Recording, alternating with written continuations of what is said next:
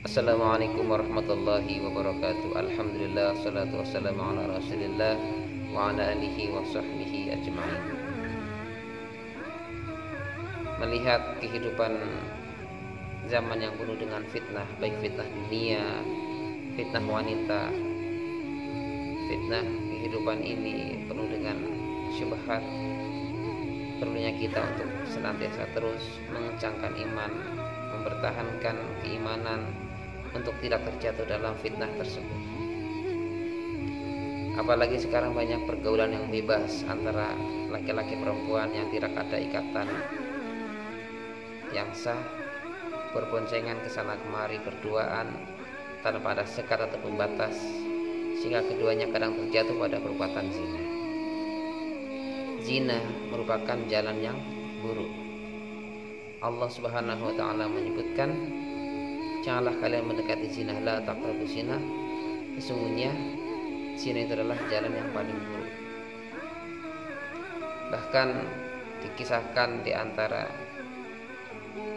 ulama salaf atau salaf terdahulu, orang-orang salaf terdahulu, ketika hendak berzina dengan seorang wanita, dia mengatakan, hanya karena sebuah lubang yang kecil kami akan kehilangan surga yang luasnya seluas langit dan bumi dan akan terhapus amal baik saya. Sahabat-sahabatku sekalian, jauhkanlah diri kita dari perbuatan yang nista. Mintalah perlindungan kepada Allah dari perbuatan yang nista seperti zina dan sebagainya. Bahkan Rasulullah SAW mengancam, bukan golongan umatku yang merusak rumah tangganya seseorang.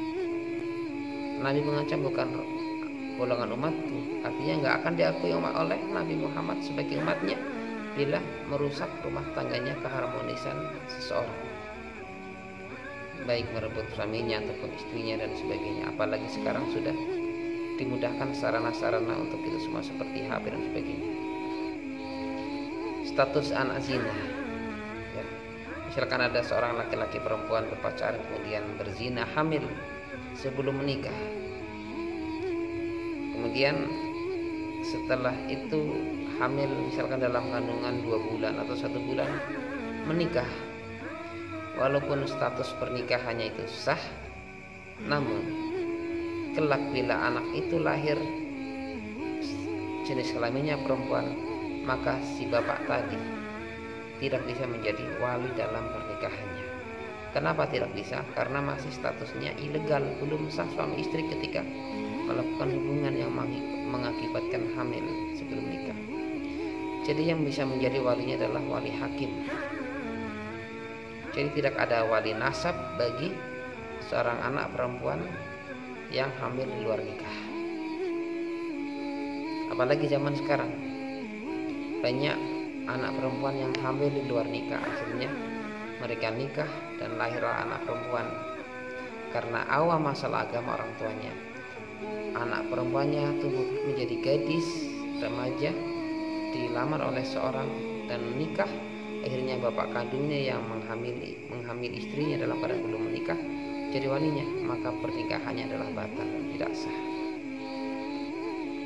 Dan tidak mungkin seorang laki-laki yang hendak melamar putrinya mengatakan, wahai calon mertua saya atau wahai ayah dari calon istri saya, apakah bapak dulu ketika melakukan apakah ketika istri bapak dulu hamil dari calon istri saya itu sudah sah pernikahannya atau belum?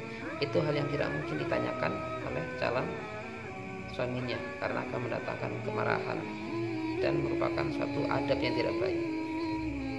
Ini bahayanya, karena tanda-tanda kiamat semakin merajalelanya zina, sehingga di mana-mana terjadi zina.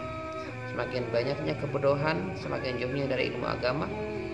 Seorang remaja tidak mengetahui dosa zina bagaimana dampaknya, sehingga gampang melakukan perzinahan. Kemudian bila anak lahir tadi perempuan tidak bisa bapak kandungnya menjadi wali.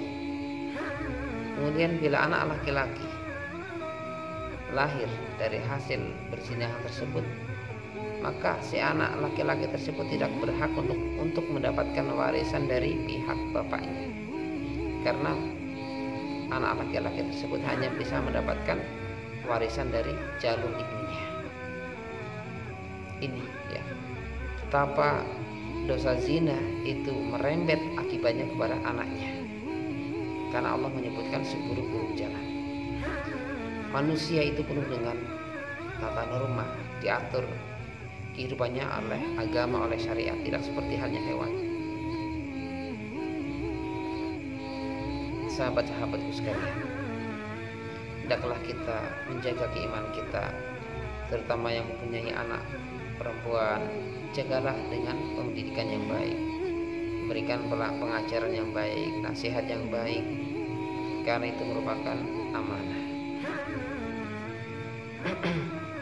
Semoga materi yang singkat ini bisa menjadikan kita untuk menambah wawasan keimanan. Jauhkanlah diri kita, keluarga kita dari perzinahan. Ingat sahabatku sekalian, zina itu adalah hutang. Siapa yang pernah melakukan zina, maka entah nanti anaknya atau cucunya atau nanti keturunannya akan dibayar dengan dosa yang sama. Maka jauhkanlah dari hal yang seperti itu. Sekian, assalamualaikum warahmatullahi wabarakatuh.